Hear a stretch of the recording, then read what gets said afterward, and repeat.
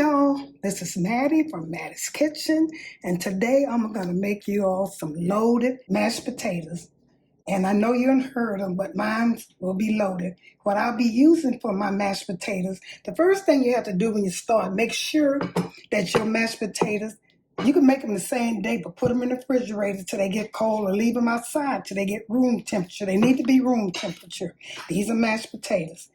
Okay, what I'll be using, all of this is optional. The only thing you really need for mashed potatoes is the mashed potatoes, a little flour, and some eggs and some shortening. But what I'll be using some ham, shredded ham. I'll also be using some shredded sharp cheddar cheese.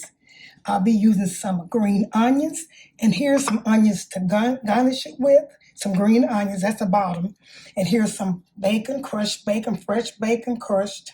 Here's some sour cream, flour, plain or separate all-purpose flour. And these are 2 beaten eggs. And here's some bacon grease, which I want to use bacon grease, but if I don't have enough, I might not have enough to color my skillet, I will use some oil, pure vegetable oil. And also, I have some butter if I need butter. And those are things I'll be using. The first thing I'm going to do is I'm going to get my skillet warm, hot, for the cakes. So this is bacon grease, and that might be enough to cover my my skillet, because I want to fry them in. And the reason I like bacon grease, because bacon grease make it taste so much better. And then sometimes what I'm going to start doing is saving my bacon grease like most people do. I throw mine out. So I'm going to let this get kind of warm. And when I'm making mine, the best thing to do is here's a mashed potato. Get these kind of whipped up a little bit, Make sure you break them up good. And that's what I'm going to do. The first, it don't matter how you start, but you just use a little bit. And this is a chopped ham. I said it's shredded, but it's chopped ham. Just go around it a little bit. See, go around, that's how I do it. That's to me, the easiest way to measure. Because you don't want to put too much in them. Go around this. This is the ham. These are going to be good, child, because some people haven't never eaten it like this, but try it. This could be a side dish. You can even make this a side dish for Thanksgiving, something different. So I'm using that. And once I stir it up, I'm going to see if I need anything. And here's some shredded cheese. This is sharp cheddar cheese.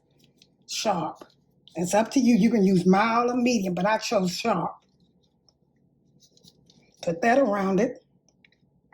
And the next thing I'm going to do, these are green onions, just a little bit. Put them in here just a little bit here.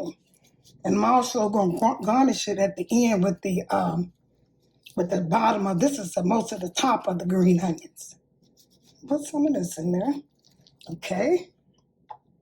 And the next thing I'm going to do, I'm going to put some bacon in here. This is going to be good. Bacon. You might never taste it like this, but try it. It's coming from Mattie's Kitchen.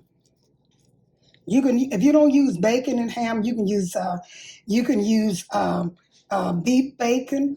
And for the ham, you can also chop up some chicken if you don't eat pork. But I eat pork, and to me, pork makes things taste good. Some people don't eat it, and if you don't eat it, I understand. Because a lot of things I don't eat. I'm not going to knock it. So what I'm going to do, the first thing I'm going to do, my skillet's getting hot over there. I'm going to take and put this around before I put my egg and the flour in here. I'm going to take and make sure I got enough of these ingredients in here.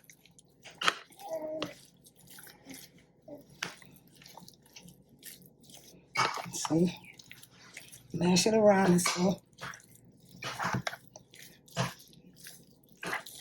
And let's see, the only thing I might put in here a little different is some more cheese. I don't see my cheese like that. Just a little bit. I want this to taste, put a little cheese, put a little bit more all of it.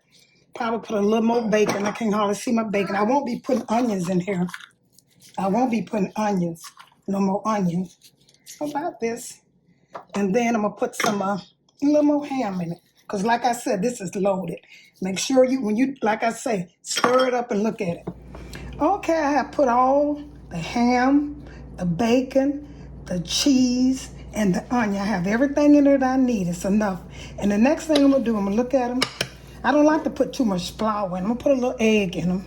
this is 2 eggs, and I might not use all. Once you 2 large eggs, and I go across and see how much I need. I might use all of it. Not if it's too wet, I won't use. All you want to do is make this, put enough eggs and flour to make a patty. So, and I think the egg must hold them together. That egg I used about 1.5 eggs, a large egg. So that's kind of wet. It's good enough wet. Now I'm gonna put a little flour in it, just to make it for it to form a patty. This is good, y'all.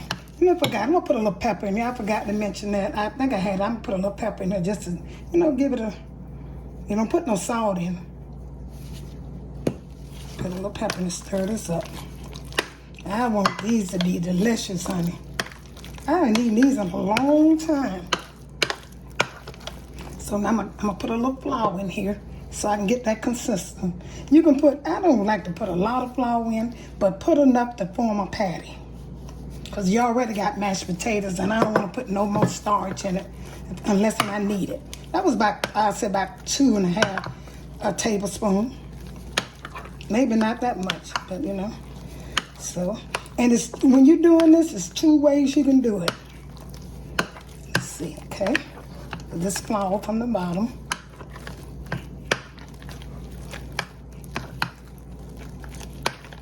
Okay. That's about good enough. Stir it up good now, y'all. Have your skillet warm. My skillet's getting hot over there. So this is about good. See, this is good enough. I got all my ingredients in there. And so what I'm gonna do is, okay, I might put a little bit more flour in this. I got to see, just a little bit. Now this is gonna be a little, when you're fixing this up, this will be a little messy. Just a little bit, because your hands gonna get wet, or your glove, they're gonna get wet. So you can do it 2 ways if you want to. There's 2 ways you can do. You can take, I shouldn't be using this gloves, but I always like to use gloves when I'm cooking, especially for other people. I'm cooking for myself, it don't matter. So you can do it just like this right here. You can take, get another glove. You can take and put some flour, put a little flour. Where's my flour? Put a little flour on your cutting board. Just rub it a little bit. Or you can take and put it in a hot skillet. You can do it like this right here. Mash with a spoon. This way, to me, is the easiest way. Put it in here and put in your skillet. Make sure your skillet is hot. Do not just put one and test it. Put it in there like that. And then you can take a spoon. This is the easiest way to me. And mash it down, see? Because these going to be kind of big. Mash it down. See how that look? That's easier to me. And take another one. Mine's going to be kind of big. I mean, I don't know. I don't like the little ones. See, that's so easy. And do it like this again. Put another one in there. And mash it down with your spoon. For me, it's easier than trying to form a patty because this stuff is wet. You just got to be careful with it. Make sure I should have got a cleaner spoon. But it's good. Push it over there. I'll get one more in here. And once these cook, you don't want them too wet. Put this in here and do the same thing. You can even use that. You want to, it's up to you, but a spoon works better to me. Mash it down. You don't want it too thick, and you don't want it too thin neither, because you want to cut the stove up a little bit more.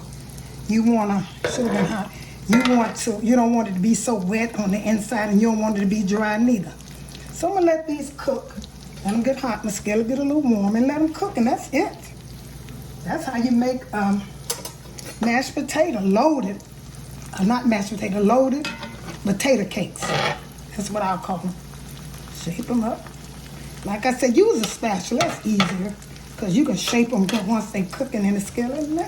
Once these brown a little bit, I'm gonna flip them over, and they some big ones. So like I said, this is a serving to me, so they're using 2, and this is gonna be good. And once it get through frying on the other side, I'm gonna turn it over and be ready to put the other ones in. I had about 2 cups of mashed potatoes. That's what I use, about 2 cups. And most pads is not that big. Mine are big. Okay, I'll get back with you all. Have you ever seen potato cake look like this. They're big and they're so good.